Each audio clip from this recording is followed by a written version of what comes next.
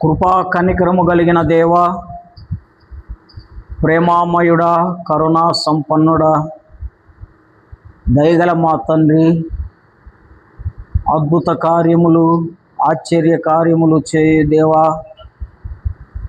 మారని దేవా, మార్పు చెందని దేవా, ఉదయకాల సమయంలో ప్రభువు దినములో మీ పరిశుద్ధ మందిరములోనికి మమ్మల్ని తీసుకొచ్చారు.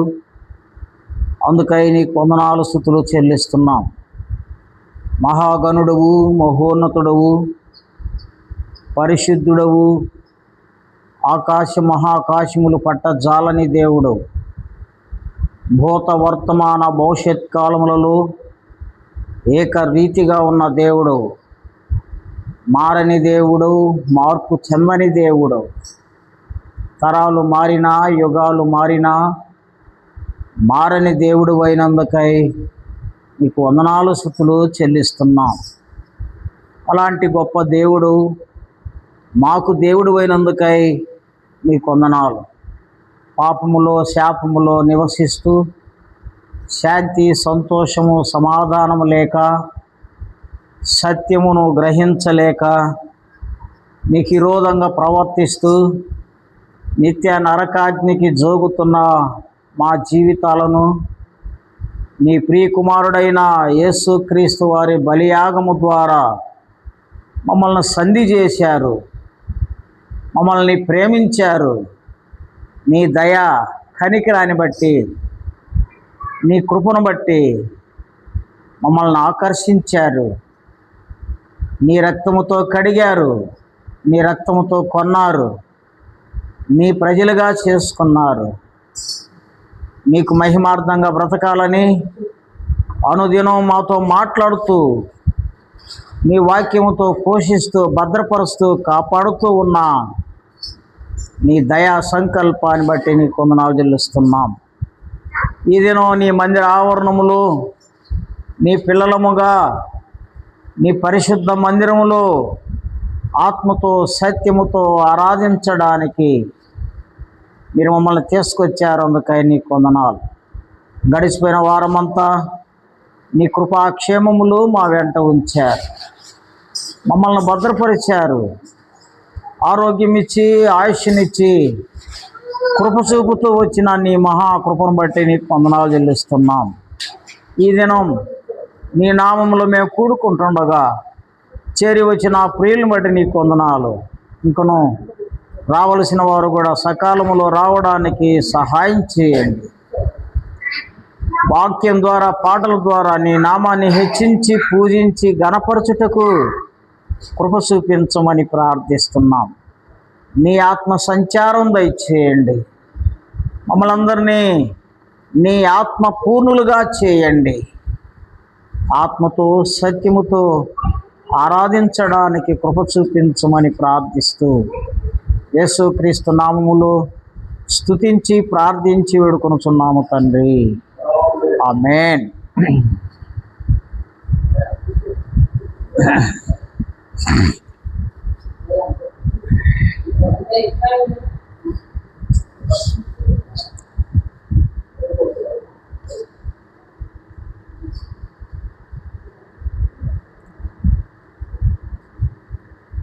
పాట సంఖ్య 216 లేక 214. సియోను గీతాలలో అనుదినము మా భారము భరించు దేవా, అనుషము నీ మేలుతో నింపుచున్నావు అనే పాట పాడదాం.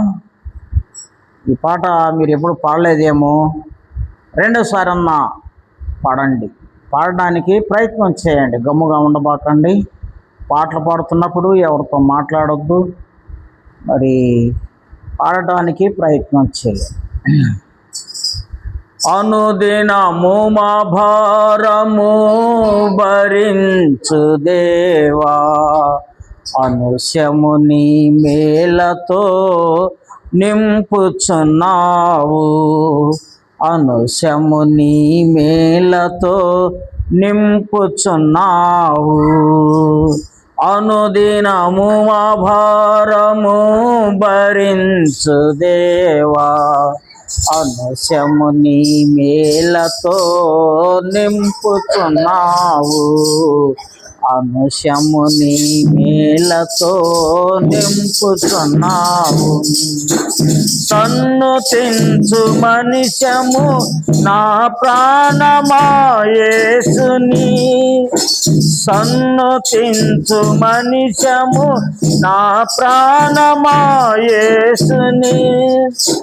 పరిశుద్ధ నామమును పొగడుమెప్పుడు. పరిశుద్ధ నామమును పొగడుమెప్పుడు. ఒంటె బరువు దీవెనలు వీపున మోపే. ఒంటె బరువు దీవెనలు వీపున మోపే.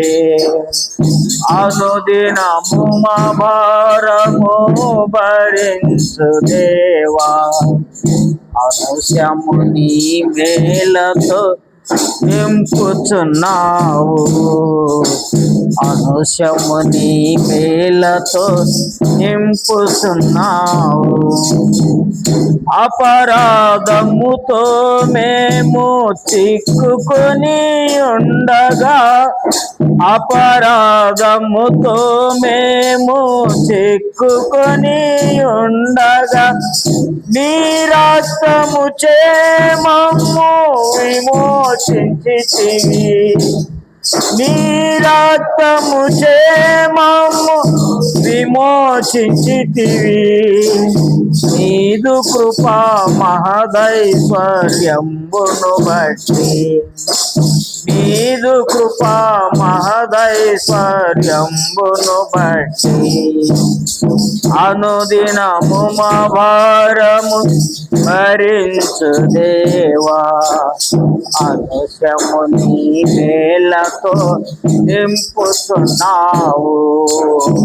అనుశము నీ మేలతో నింపుతున్నావు. అన్నిటిలోనెప్పుడు సకల సంపదలతోనూ. అన్నిటిలోనెప్పుడు సకల సంపదలతోనూ. సమృద్ధితో మమ్ములను సాకుచుంటివి.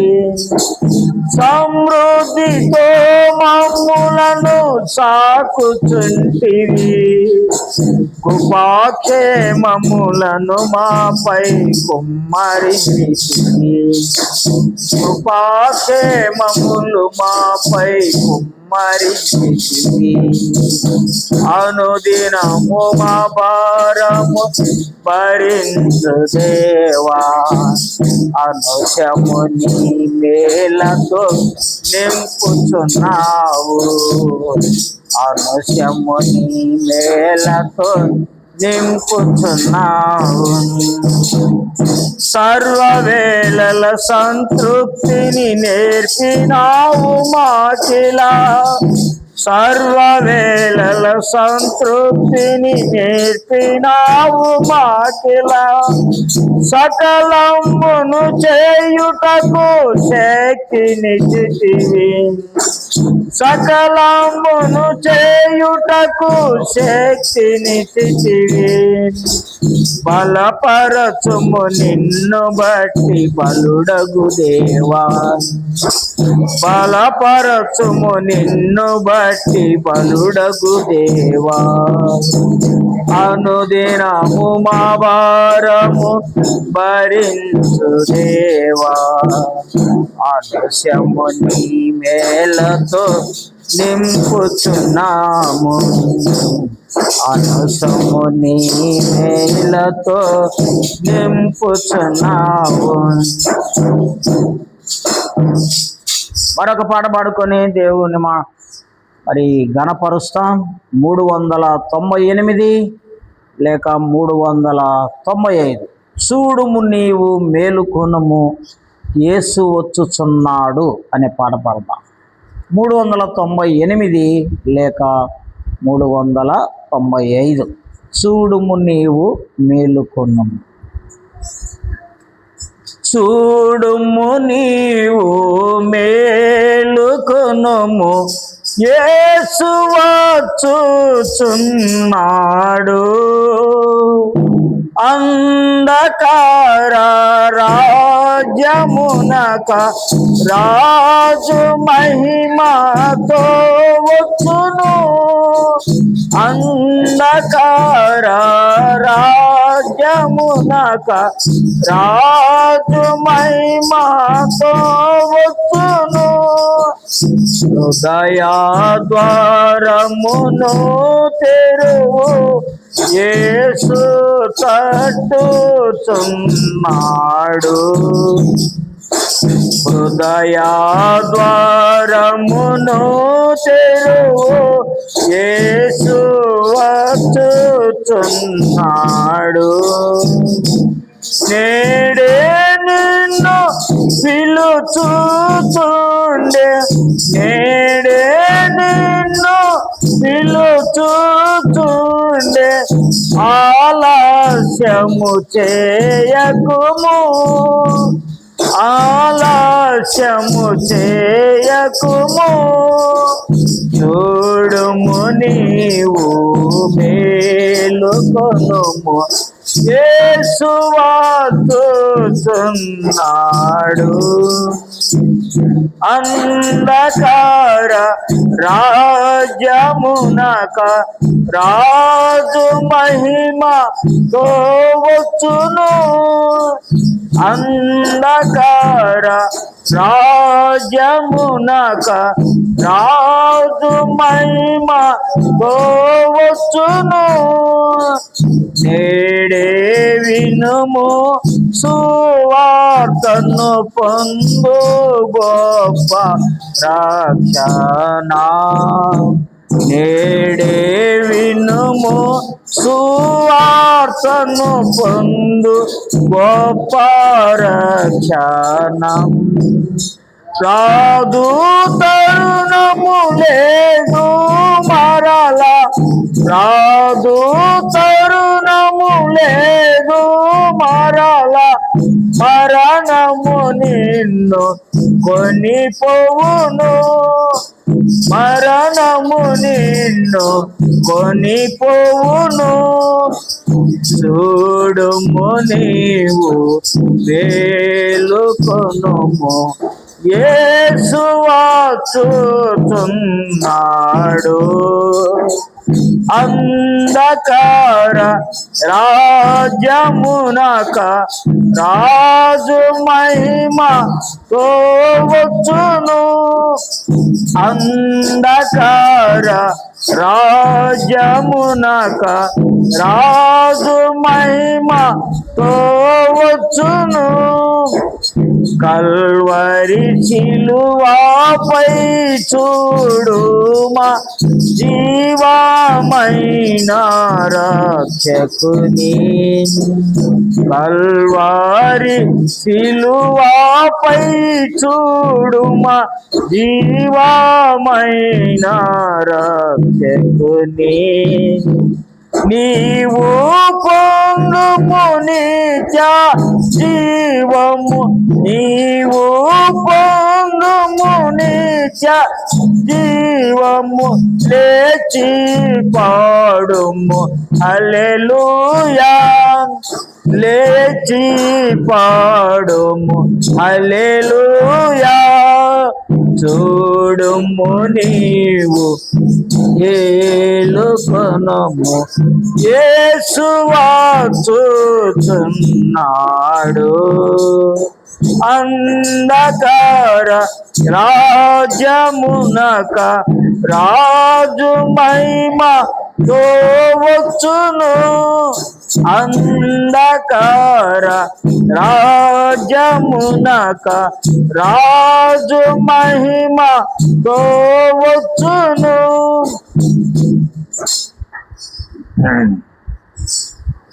పాడలేకపోతున్నారా? పాట పాడకపోతే సంతోషం రాదు.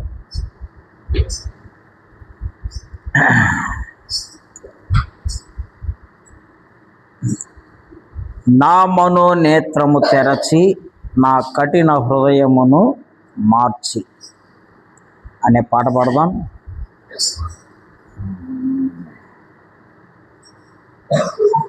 పాట సంఖ్య 198 లేక 196.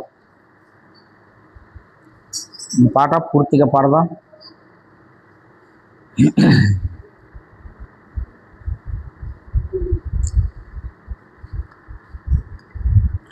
నా మనోనేత్రము తెరచి నా కఠిన హృదయమును మార్చి, నా మనోనేత్రము తెరచి నా కఠిన హృదయమును మార్చి, అంధకారములో నేనుండా, అంధకారములో నేనుండా, వెదకి నందకించితి, నా మనోనేత్రము తెరచి నా కఠిన హృదయమును మార్చి, నా మనోనేత్రము తెరచి నా కఠిన హృదయమును మార్చి, నే పాప భారము తోడా చింతించి వగయుచునుంటి, పాప భారము తోడా చింతించి వగయుచునుంటి, కల్వరి శిలువలో నా శ్రమలను, కల్వరి శిలువలో నా శ్రమలను పొంది నన్విడిపించి, నా మనోనేత్రము తెరచి నా కఠిన హృదయమును మార్చి, నా మనోనేత్రము తెరచి నా కఠిన హృదయమును మార్చి, వేరైతి లోకము నుండి నీ స్వరమును విని నేను చేరా, వేరైతి లోకము నుండి నీ స్వరమును విని నేను చేరా, సర్వమునే కోల్పోయినను, సర్వమునే కోల్పోయినను, నీ స్వరమే నా స్వాస్థ్యమయ్యా, నా మనోనేత్రము తెరచి నా కఠిన హృదయమును మార్చి, నా మనోనేత్రము తెరచి నా కఠిన హృదయమును మార్చి, ఎన్నాళ్ళు బ్రతికిననేమి నీకై జీవించెదా ప్రభువా, ఎన్నాళ్ళు బ్రతికిననేమి నీకై జీవించెదా ప్రభువా, బాధలు శోధనలు శ్రమలలో, బాధలు శోధనలు శ్రమలలో ఓదార్చి ఆదుకొంటివయ్యా నా మనోనేత్రము తెరచి నా కఠిన హృదయము మార్చి నా మనోనేత్రము తెరచి నా కఠిన హృదయము మార్చి ఏమిని కర్పించగలను ఏమీ లేని వాడనయ్యా ఏమిని కర్పించగలను ఏమీ లేని వాడనయ్యా తిరిగి నలిగిన హృదయముతో విరిగి లిగిన హృదయముతో అర్పింతు ఆత్మార్పణను నా మనోనేత్రము తెరచి నా కఠిన హృదయము మార్చి నా మనోనేత్రము తెరచి నా కఠిన హృదయము మార్చి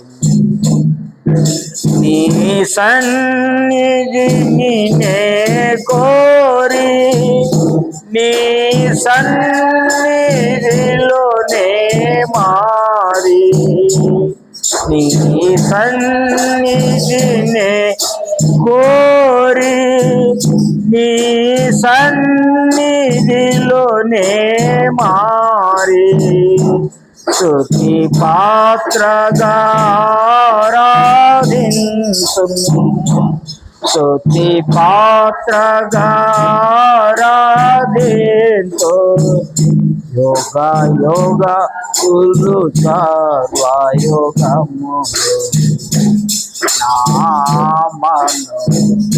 మనోనేత్రము తెరచి నా కఠిన హృదయము మార్చి నా మనోనేత్రము తెరచి నా కఠిన హృదయము మార్చి అంధకారములోనే నుండా అంధకారములోనే నుండా వేదహీనంగా నా మనోనేత్రము తెరచి నా కఠిన హృదయము మార్చి నా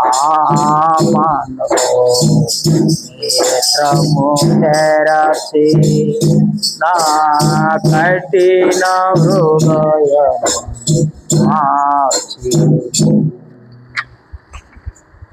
ఉదయకాల సమయంలో దేవుణ్ణి ఆరాధించడానికి మనం చేరి ఉన్నాం. ఆదివారం ప్రాముఖ్యత ప్రభు మందిరములో సంఘముతో కలిసి దేవుణ్ణి ఆరాధించాలి. దేవుడు పరలోక రాజ్యములో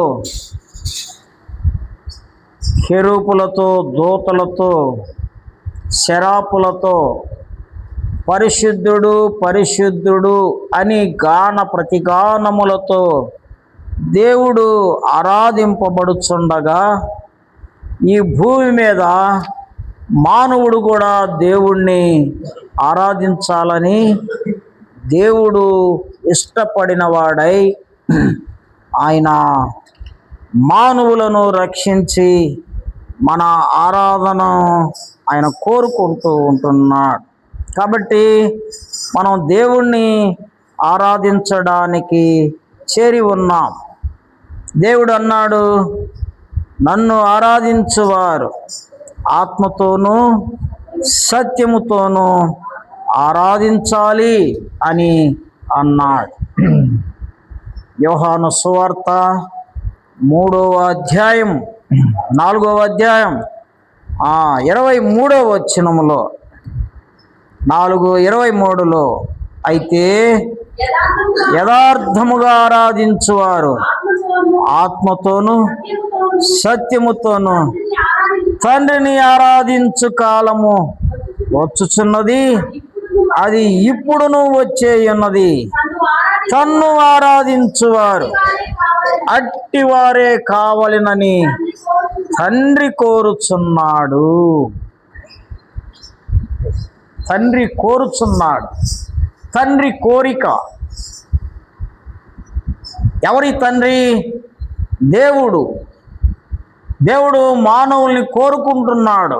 ఏమి కోరుకుంటున్నాడంటే యథార్థముగా ఆరాధించాలి. నీ నోట్లో నుండి ఒక మాట, దేవా నాకు రక్షకుడు అయినావయ్యా అని నువ్వంటే అది ఆయన రక్షణ నిన్ను ప్రభావితం చేసి ఉండాలి. నువ్వు రక్షణ పొంది ఉండాలి, మారు మనస్సు పొంది ఉండాలి, పాపము నుండి విడిపింపబడి ఉండాలి, పాపమునకు ప్రత్యేకమైన వాడివిగా జీవించాలి. అది సత్యము. కాబట్టి దేవుడు మన ఆరాధన కోరుకుంటున్నాడు, మానవుని ఆరాధన కోరుకుంటున్నాడు.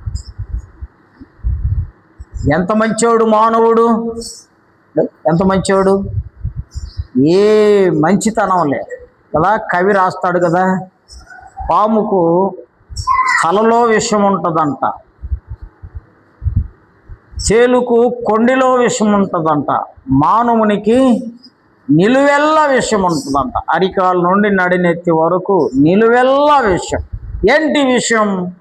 అసూయ, ద్వేషము, పగ, ఏమండి, మత్సరము, కుళ్ళు, కుచిత బుద్ధి.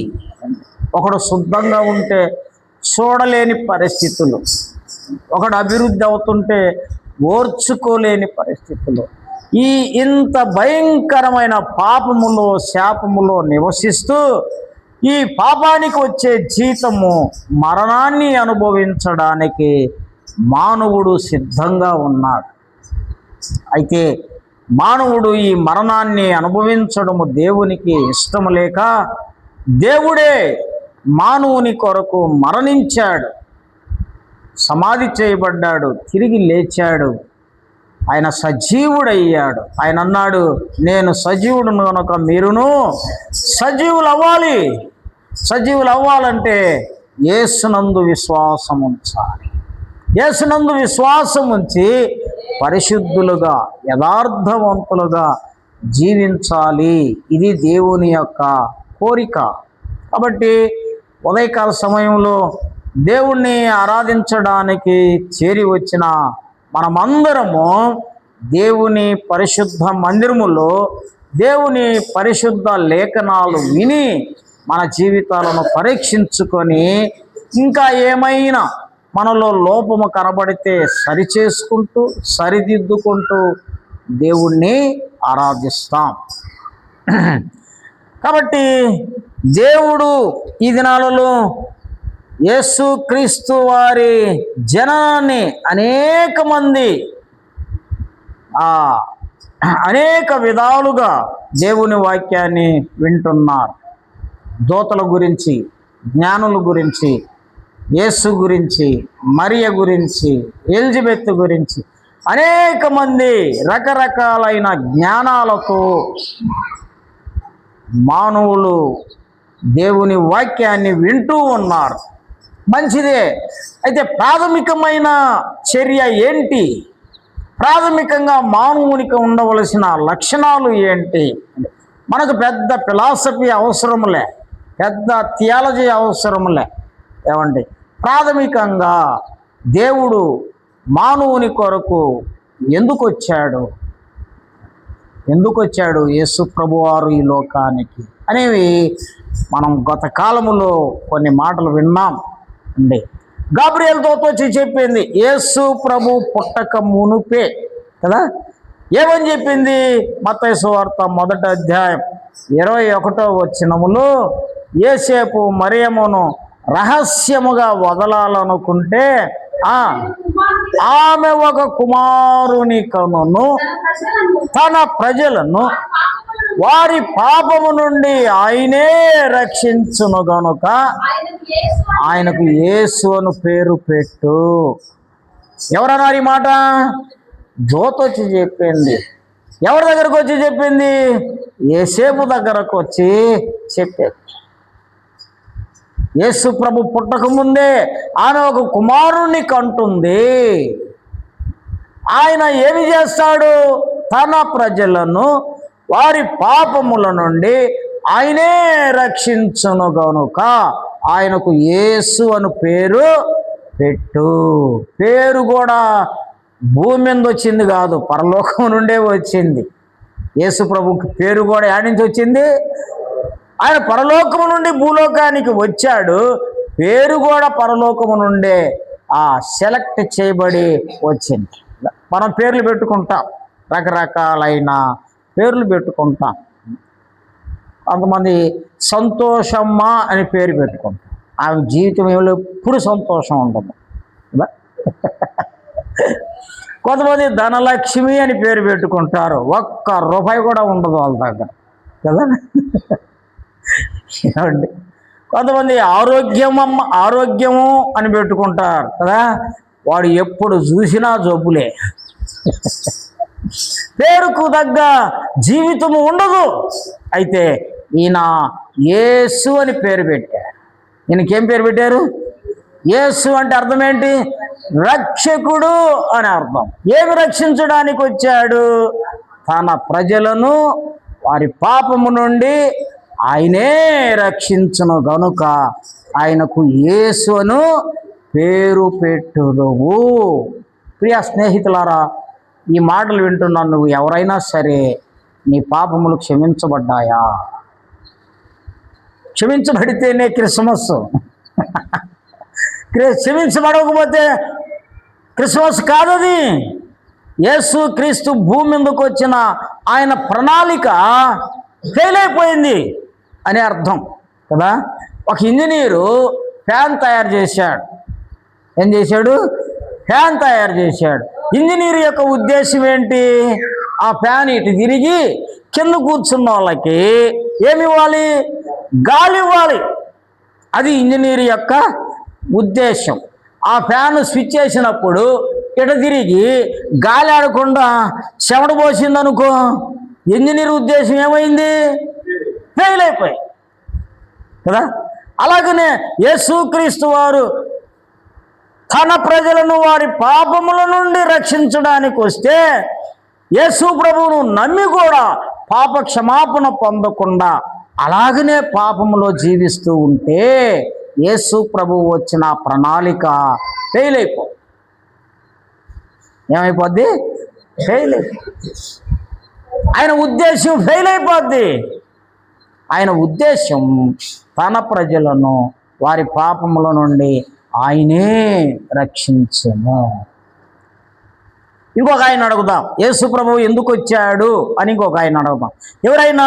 అపోస్తలుడైన పౌలు తిమోతికి రాస్తున్నాడు ఒక పత్రిక అండి. 1 తిమోతి పత్రిక 1వ అధ్యాయం 15వ వచనం.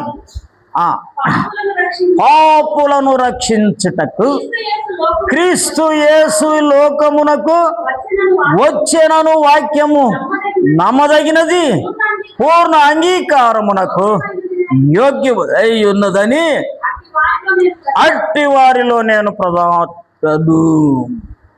ఎందుకు వచ్చాడు యేసు ప్రభు?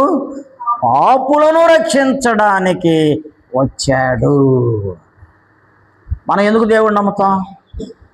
జబ్బులు పోవడానికి, డబ్బులు రావడానికి, అభివృద్ధి కావడానికి.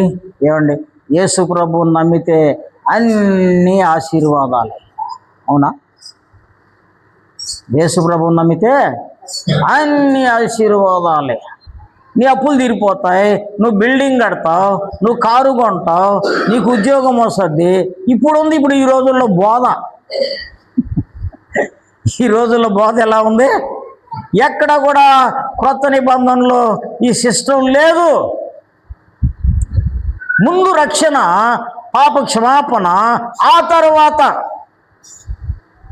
నీ జీవితం సుఖము కాదా అని మనం దేనికి నమ్ముతాం? ఫస్ట్ దానికి. దేనికి?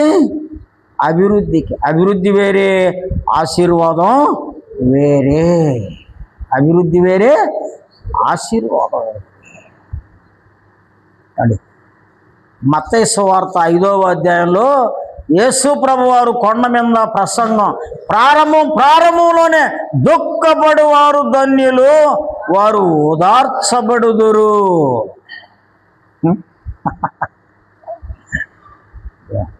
నా నిమిత్తం మిమ్మల్ని జనాలు హింసించిన, దూషించిన సంతోషించి ఆనందించండి, పరలోకమందు మీ ఫలములు అధికమవుతాయి. ఏంటిది? దుఃఖపడితే ధన్యులా? ఏడిసేవాడు ధన్యుడా? ఎవరు చెప్పారు ఈ మాట? సాక్షాత్ యేసు ప్రభువే చెప్పాడు. యేసు ప్రభు అక్కడ ఆయన పుట్టుక ఆ పాపము నుండి విడిపింపబడాలి. మొదటి తెస్సలోనికైలకు రాసిన పత్రిక 4వ అధ్యాయం 7వ వచనంలో అపోస్తలుడైన పౌలు రాస్తాడు, మనము పరిశుద్ధులగుటకే దేవుడు మనల్ని పిలిచాడు. ఎందుకు పిలిచాడంట? పరిశుద్ధులగుటకే దేవుడు మనలను పిలిచెను కానీ అపవిత్రులుగా ఉండడానికి ఆయన మనలను పిలవలేదు.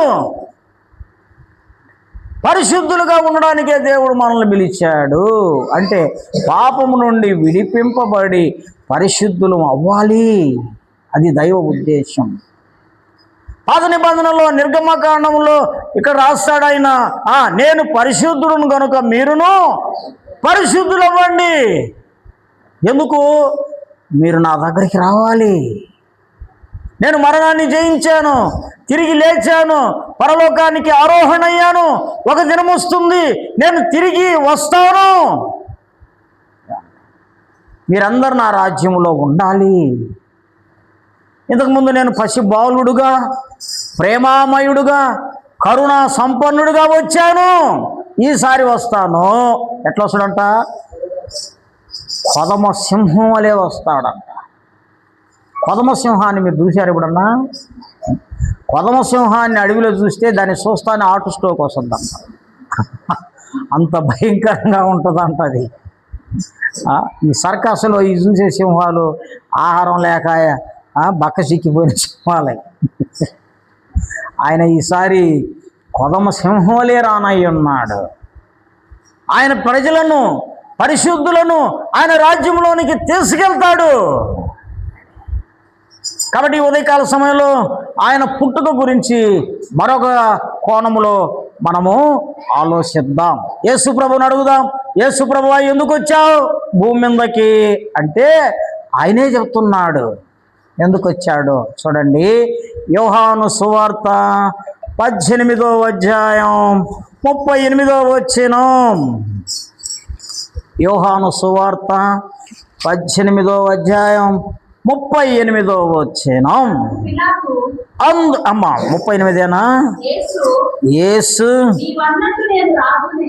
నీవన్నట్టు నేను రాజునే, సత్యమును గూర్చి సాక్ష్యం ఇచ్చుటకు నేను పుట్టి తిని, ఇందు నిమిత్తమే ఈ లోకమునకు వచ్చి తిని, సత్య సంబంధి అయిన ప్రతి వాడును నా మాట వినును అనేను. ఏమండి, ఎవరు చెప్పారు ఈ మాట? యేసు ప్రభు వారు చెబుతున్నారు. ఎందుకు వచ్చావు యేసు ప్రభువా అంటే ఆయన అంటున్నాడు, అందుకు యేసు ఇలాగునంటున్నాడు, నేను నువ్వు చెప్పినట్టు రాజుని, సత్యమును గూర్చి సాక్ష్యం ఇచ్చుటకు నేను పుట్టి తిని. దేనికి వచ్చాడంట ఆయన? సత్యం, సత్యం కావాలి మానవునిలో, యథార్థత కావాలి. అంటే సంఘం అనుకుంటుంది, ఈ సంఘం క్రిస్మస్కి బట్టలు పంచుదాం, క్రిస్మస్కి స్వీట్లు పంచుదాం, హ్యాపీ క్రిస్మస్ అని చెప్పుకుందాం, హంగామా చేద్దాం. అబ్బా ఎంతమంది వచ్చి ఆ భోజనాలు చేస్తే క్రిస్మస్ పండుగ అంత బాగైనట్టు అని ప్రజలు అపోహపడుతున్నారు. అలిసిపోయి రాత్రంతా మేలుకొని ఇల్లు తిరిగి హ్యాపీ క్రిస్మస్ అని ఇల్లు తిరిగి పాటలు పాడి పెద్ద హంగామా చేసి భలే జరిగిందిరా క్రిస్మస్ అనుకుంటారు. దేవుడు కోరుకుంటున్నాడు, సంఘములో ఒక్కడైనా యథార్థపరుడున్నాడా? దేవుడు ఏం కోరుకుంటున్నాడు? నా సంఘములో నేను ప్రాణం పెట్టి నా రక్తము కార్చి నేను సంఘాన్ని కట్టాను, ఆ సంఘములో ఒక్కడైనా యథార్థపరుడున్నాడా అని దేవుడు చూస్తున్నాడంట. ఈ ఉదయకాల సమయంలో దేవుడు నిన్ను కూడా చూస్తున్నాడు. నీ జీవితంలో యథార్థత ఉన్నదా? యేసుప్రభు అంటున్నాడు, నేను సత్యమును గూర్చి సాక్ష్యం ఇవ్వడానికి వచ్చాను. ఎందుకు అంటే లోకంలో సత్యమే లేదు. ఏం లేదు? సత్యమే లేదు. ఎక్కడ స్టార్ట్ అయింది అబద్ధం? ఆడకు పోవాల్సిందే, ఏదేను వనంలోకి పోవాల్సిందే. ప్రతి సమస్య ఎడకు పోవాలి? ఏదేను వనంలోకి పోవాల్సి. గ్రామంలో సమస్యలు ఏమండి, ఊర్లో సమస్యలు, ప్రతి సమస్య కలెక్టర్ గారికి ఎలా పోద్దో అలాగనే మానవ జీవితంలో ప్రతి సమస్య ఏదేను వనములోనికి పోవాల్సిందే. అక్కడే పుట్టింది. ఏదైనా మనం లేకపోదాం చూద్దాం. చూడండి, ఆదికాండం 3వ అధ్యాయం 4వ వచనం. ఇక్కడ ఎంత అసత్యము పలుకుతున్నారు. అందుకు సర్పము, మీరు సావనే సావరు, ఏలయనగా మీరు వాటిని తిను దినమున మీ కన్నులు తెరవబడిన నీవు మీరు మంచి చెడ్డలను ఎరిగిన వారై దేవతల వలె ఉందురనియు దేవునికి తెలియనని స్త్రీతో చెప్పగా. అంతకుముందు దేవుడు చెప్పేసిపోయాడు, మీరు ఈ చోట్ల పండ్లన్నీ తినండి నిరభ్యంతరంగా, ఆ పండు ఒక్కటి తినబాకండి అని చెప్పి. ఏం చెప్పాడు? ఈ తోట చెట్ల పొలాలలో ఏదైనా తినండి, ఆ పండు తినబాకండి, ఆ పండు తిను దినమున మీరు సచ్చెదరు అన్నాడు. సచ్చెదరు. ఆయన అటు వెళ్ళిపోయిన తర్వాత ఏమొచ్చింది? సాతానుడు వచ్చాడు. ఆయన చెప్పి ఏమని చెబుతున్నాడంటే, చదువమ్మ మళ్ళా. అందుకు సర్పము, మీరు సావనే సావరు. దేవుడేమో సస్తాడని చెప్పాడు, మా పాము వచ్చి ఏం చెప్పింది? సావనే సావరు. ఏమండి, సర్పం మంచిదా చెడ్డదే? సర్పము మంచిదా చెడ్డదే? పాము మంచిదా చెడ్డదే చెప్పండి? చెడ్డది. చెడ్డదని వాళ్ళందరూ చేతులు ఎత్తండి. చెడ్డదని చెప్పమన్నా చేతులు ఎత్తమన్నా ఎత్తరు, మంచిదని చేతులు ఎత్తమన్నా ఎత్తరు. ఏమవుద్దో ఏం కాదు. నేనేం టీచర్ని కాదు, మీరేం విద్యార్థులు కాదు, మీకేం బహుమానాలు ఏమున్నావు, బెత్తం ఏం వాడము. కాబట్టి చెడ్డదన్న వాళ్ళు నిరభ్యంతరంగా చేయెత్తండి. పాము మంచిది కాదు అన్న వాళ్ళు చేతులు ఎత్తండి. Good, very good. మంచిది అన్న వాళ్ళు చేతులు ఎత్తండి. ఏమి చిత్రం. పాము మంచిది. ఎట్లంటే దేవుడు జంతువులన్నిటినీ సృష్టిని చేసి చేసి చేసి ఏమన్నాడు? ఇది మంచిది, ఇది మంచిది అన్నాడు. అయితే పావుని ఎందుకు కోరుకున్నది సాతానుడు? ఏమండి, దేవుడు సృష్టించి మనుషుల్ని చేయలే. అవ్వ దగ్గరికి ఒక జంతువు వచ్చో లేకుంటే ఇంకొక మనిషి వచ్చో దూత మాదిరిగా వచ్చో, ఏమండి దేవుని దూత మాదిరిగా వస్తే ఈడెవడు కొత్తగా కనబడుతున్నాడు,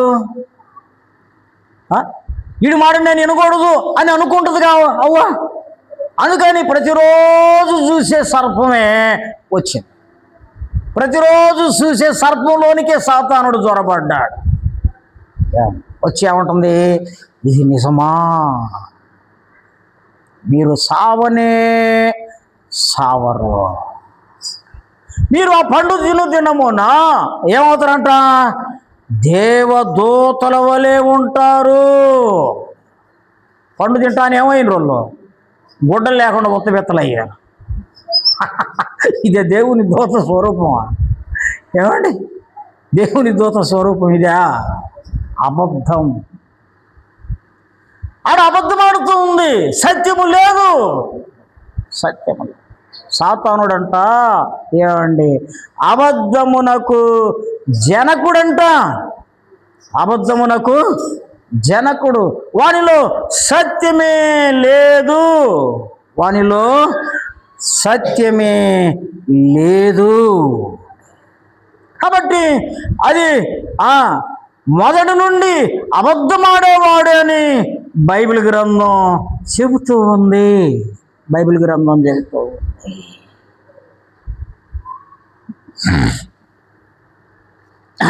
కాబట్టి దేవుడు మానవుణ్ణి కోరుకుంటున్నది ఏమిటి అంటే సత్యము. ఎందుకు వచ్చాడంటే యేసుప్రభు సత్యమును గూర్చి సాక్ష్యం ఇవ్వడానికి నేను వచ్చాను. అందుకు పిలాతు ఏమంటున్నాడు చూడండి, యోహాను సువార్త 18వ అధ్యాయం 38వ వచనములో, అందుకు పిలాతు సత్యమనగా ఏమిటి అని ఆయనతో అనెను. సత్యము అనగా ఏమిటి అంటే యేసుప్రభు ఆన్సర్ చెబుతున్నాడు. 17వ అధ్యాయం యోహాను సువార్త 16వ వచనం, నేను లోక సంబంధిని కానట్టు వారును లోక సంబంధులు కారు, సత్యమందు వారిని ప్రతిష్ఠ చేయము, నీ వాక్యమే సత్యము. ఎవరంట సత్యం? నీ వాక్యమే సత్యం. కాబట్టి నేను ఎవరినైతే నా దగ్గరకు వస్తారో వారిని ఏం చేయాలి? నువ్వు సత్యమందు ప్రతిష్ఠ చేయాలి. సత్యమందు వారిని ప్రతిష్ఠ చేయాలి. ప్రతిష్ఠ అంటే తెలుసు మీకు? ప్రతిష్ఠ అంటే మనల్ని మనం అప్పగించుకోవటం, అది ప్రతిష్ఠ. గ్రామంలో ఫలాని విగ్రహ ప్రతిష్ఠ అంటారు. విగ్రహ ప్రతిష్ఠ. విగ్రహ ప్రతిష్ఠ అంటే విగ్రహాన్ని తీసుకొచ్చి ఆ గ్రామంలో ప్రతిష్ఠించడం, అప్పగించడం. కాబట్టి దేవుడు మనల్ని సత్యమునకు అప్పగించుకోవాలనుకుంటున్నాడు. కాబట్టి దేవునితో మాట్లాడుతున్నాడు యేసు ప్రభు వారు. ఏమంటే మళ్ళీ ఇక్కడ ఒక పెద్ద ప్రమాదం ఉంది. యేసు ప్రభు దేవుడైతే మళ్ళీ దేవుడిని ఎందుకు అడుగుతున్నాడు తండ్రిని? యేసు ప్రభు ఆ టైంలో మానవుడుగా ఉన్నాడు. యేసు ప్రభు సంపూర్ణమైన మానవుడు, అదే సందర్భంలో సంపూర్ణమైన దేవుడు. కాబట్టి యేసు ప్రభు అంటున్నాడు, నేను సత్యము, నీ వాక్యమే సత్యము. కాబట్టి నా దగ్గరికి వచ్చిన వారిని సత్యమందు ప్రతిష్ఠ చేయము. ఇప్పుడు మనం దేనికి ప్రతిష్ఠలం కావాలి? సత్యమునందు మనం ప్రతిష్ఠులము కావాలి. ప్రతిష్ఠ, కొంతమంది 40 దినాలు ప్రతిష్ఠ కలిగి ఉంటారు. మాలేసి బూతులు మాట్లాడకుండా, కాళ్ళకు చెప్పులు లేకుండా, కుటుంబంతో ఉండకుండా, ఒక ప్రత్యేకంగా ఒక ప్రతిష్టమైన జీవితం. ఏమండి? ఒక ప్రతిష్టమైన జీవితం. కొంతకాలం. క్రైస్తవుడైతే జీవితకాలం అంతా ప్రతిష్ట దేవుని కొరకు అప్పగించుకోవాలి. ఎప్పుడు దాకా? జీవితమంతా. యేసుక్రీస్తునందు విశ్వాసం ఉంచినప్పుడు, యేసుక్రీస్తును నీవే నా దేవుడు అన్నప్పుడు, అప్పటి నుండి చచ్చిపోయిన దాకా సత్యమందు ప్రతిష్ఠులము కావాలి. సత్యమందు ప్రతిష్ఠులము కావాలి. కాబట్టి నీ వాక్యమే సత్యం. నీవు నా దగ్గరకు వచ్చే ప్రజలను ప్రతిష్ఠ చేయము. కాబట్టి మనం దేవుని సత్యమందు ప్రతిష్ఠులముగా ఉండాలని దేవుడు కోరుకుంటున్నాడు. 19వ వచనం 17వ అధ్యాయం యోహాను సువార్త 19వ అధ్యాయం. వారు సత్యమందు ప్రతిష్ఠ చేయబడినట్లు వారి కొరకై నన్ను ప్రతిష్ఠ చేసుకొనుచున్నాను. మరియు నీవు నన్ను పంపితివని లోకము నమ్మునట్లు తండ్రి నా యందు నీవును నీ యందు నేనును ఉన్నలాగున వారును మన యందు ఏకమై ఉండాలని వారి కొరకు మాత్రము నేను ప్రార్థించటం లేదు.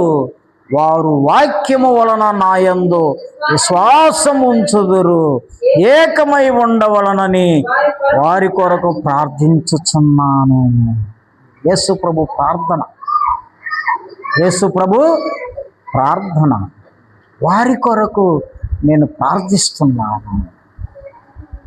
కాబట్టి ప్రియ స్నేహితులారా, దేవుడు సత్యమును ప్రదర్శించడానికి, సత్యమును ప్రతిష్ఠ చేయబడ్డానికి, సత్యమునందు ఆయన సత్య సంబంధి అయిన వాడు ఈ లోకానికి వచ్చాడు. ఇది నిజమైన క్రిస్మస్. లోకములో ఎక్కడ సత్యం లేదు. అందరూ అబద్ధికులే. చిన్న విషయం కూడా అబద్ధం ఆడుతూ ఉంటారండి. అబద్ధం ఆడకపోతే ఏం పెద్ద సమస్య ఏమి ఉండదాడ, ప్రాణాలు పోయేది ఏమి ఉండదు. అయినా అబద్ధమే. చిన్న పిల్లలప్పటి నుంచి అబద్ధమే. వాడు ఇంట్లోనే ఉండడు. ఎవరు? అడుగడుగు వెరైటీగా కటింగ్ చేయించుకొచ్చాడు చూడండి. వాడు ఇంట్లోనే ఉండడు. ఏడకపోయినవరు అంటే నేను ఏడకపోలా అంటాడు. ఏమండి? ఏడకపోయినవరు అంటే ఏమంటాడు? నేను ఏడకి అంటే అర్థం ఏంటి? అబద్ధమే. కాబట్టి దేవుడు అంటున్నాడు, మీరు ఆత్మతో సత్యముతో నన్ను ఆరాధించాలి. సత్యంలో ఉండలేం మనం. అబద్ధం ఆడందే మనకు నిద్ర రాదు, అబద్ధం ఆడందే మనకు తృప్తి ఉండదు. సరే, ఏం చేయాలి? ప్రాక్టీస్ చేయాలి. మన ఆత్మను మనం ఏం చేయాలి? ప్రాక్టీస్లో పెట్టాలి. ఎట్లా? అబద్ధం ఆడకుండా ట్రైనింగ్ ఇవ్వాలి. మన ఆత్మకు మనం ఏం చేయాలి? ట్రైనింగ్ ఇవ్వాలి. ఎట్లా ట్రైనింగ్ ఇవ్వాలి అంటే, ఫస్ట్ కొన్ని విషయాలలో అబద్ధం ఆడకుండా జాగ్రత్త పడడం నేర్చుకోవాలి. చిన్న విషయాలు ఆ చిన్న విషయాల్లో జాగ్రత్త పడ్డాం అనుకోండి, ఇంకొంచెం పెద్ద విషయాలు, ఇంకా ఆధ్యాత్మికంగా వర్ధిల్లుతున్న కొలది ప్రాణం పోయినా అబద్ధమాడని స్థాయికి మనం ఎదగతాం. మన ఆత్మకు మనం ఏం చేయాలి? ట్రైనింగ్ ఇవ్వాలి. సత్యము చెప్పడానికి. ఎందుకు సత్యం చెప్పాలి అంటే, సత్యము చెప్పకపోతే నిత్య నరకాగ్ని ఉందంట. సత్యం చెప్పకపోతే ఏముందంట? నిత్య నరకాగ్ని. శుద్ధమా? అది చూసి ముగించుకుందాం. ప్రకటన గ్రంథం 21వ అధ్యాయం 8వ వచనం. పిరికివారును అవిశ్వాసులను అసహ్యులను నరహంతకులను వ్యభిచారులను మాంత్రికులను విగ్రహారాధికులను అబద్ధికులందరూ అగ్ని గంధకములతో మండు గుండములో పాలు పొందుదురు. ఇది రెండవ మరణం. ఏమండి? ఇది రెండవ మరణం. మొదటి మరణం శారీరకంగా చచ్చిపోవడం. మొదటి మరణం ఏంది? అందరూ చనిపోతాం. అందరూ చనిపోతాం. ధనికులైనా, కోటీశ్వరులైనా, డాక్టర్లైనా, యాక్టర్లైనా, అడుక్కు తినేవాడైనా, పేదోడైనా అందరూ శారీరకమైన మరణిస్తాం. అందరికీ మరణం ఏమండి తథ్యమై ఉంది. అందరూ మరణించాలి. అందరూ మరణించిన తర్వాత అందరూ తిరిగి లేస్తారు. యేసు ప్రభు ఈ లోకానికి వచ్చినప్పుడు యేసు ప్రభు ఎలా లేచాడో అలాగనే అందరూ లేస్తారు. అప్పుడు తీర్పు జరుగుతుంది. భూమి మీద బ్రతికినప్పుడు నీ జీవిత విధానములో పిరికివారును, అవిశ్వాసులను, అసహ్యులను, నరహంతకులను, వ్యభిచారులను, మాంత్రికులను, విగ్రహారాధికులను, అబద్ధికులందరూ, అబద్ధమాడే వాళ్ళందరూ అగ్ని గంధకములతో మండు గుండములో పాలు పొందుదురు. ఇది రెండవ మరణం. దేవుణ్ణి ఆరాధించడంలో కూడా అబద్ధమేనా? ఏమండి? దేవుణ్ణి ఆరాధించడంలో కూడా అబద్ధమే. ఇష్టం వచ్చినట్టు తిరిగి వచ్చి, ఇష్టం వచ్చినట్టు మాట్లాడి, ఇష్టం వచ్చినట్లు ప్రవర్తించి, నీకు ఇష్టం వచ్చినట్లు నీ వారం అంతా బ్రతికి ఆదివారం వచ్చి ప్రభువా యేసయ్యా, బైబిల్కి నోరు లేదు, బైబిల్కి నోరు కానీ ఉండుంటూ అని ఊసి ఉండేది కదా. బైబిల్కి నోరు లేదు. కాబట్టి ఈ ఉదయకాల సమయంలో యేసు ప్రభు ఎందుకు ఈ లోకానికి వచ్చాడు అంటే సత్యమందు మనలను ప్రతిష్ఠ చేయడానికి, ఆయన సత్యమును గూర్చి సాక్ష్యం ఇవ్వడానికి. సత్యము అనగా వాక్యం, వాక్యము అనగా దేవుడు. ఆ వాక్యము శరీరధారి అయి కృపా సత్య సంపూర్ణుడుగా మన మధ్య నివసించేను. మన మధ్య నివసించి కృపా సత్య సంపూర్ణుడు. కాబట్టి మీరు నన్ను ఆరాధించడానికి వచ్చారు. నన్ను నమ్మిన వారు, నా రక్తముతో కడగబడిన వారు, నా యందు విశ్వాసం ఉంచిన వారు సత్యమందు ప్రతిష్ఠ చేసుకోవాలి. మనలను మనమే ప్రతిష్ఠ చేసుకోవాలి. మనలను మనమే ప్రతిష్ఠ చేసుకోవాలి. అయ్యా నువ్వు దేవుడు కదా, నన్ను మార్చు. మారవడైనా మార్చేవాడైతే ఏదే నోనములు ఆ పండు పెట్టడు. ఏమండి? ఆయన బలవంతంగా మార్చేవాడైతే ఏదే నోనంలో పండు పెట్టనే పెట్టడు. దేవుడు కోరుకున్నది ఏంటంటే వీడు నా మాట వింటడా వినడా, వీడు నా మాట వింటడా వినడా, అది ఆయన చూస్తుండేది. బాగా భక్తి చేస్తున్నావు, నా మాట వింటున్నావా? బాగా బైబిల్ చదువుతున్నావు, నా మాట వింటున్నావా? బాగా బోధిస్తున్నావు, నా మాట వింటున్నావా? ఆ మాట వింటున్నావా? ఆయన కృపా సత్య సంపూర్ణుడుగా ఈ లోకానికి వచ్చాడు. మన కొరకు ప్రాణం పెట్టాడు. ఆయన సమాధి చేయబడ్డాడు. ఆయన తిరిగి లేచాడు. మనలో నుండి ఆయన కోరుకుంటున్నది ఏంటి అంటే సత్యం. ఆత్మతో సత్యముతో ఆరాధించండి. మోకరించి దేవుణ్ణి ఆత్మతో సత్యముతో ఆరాధిద్దాం.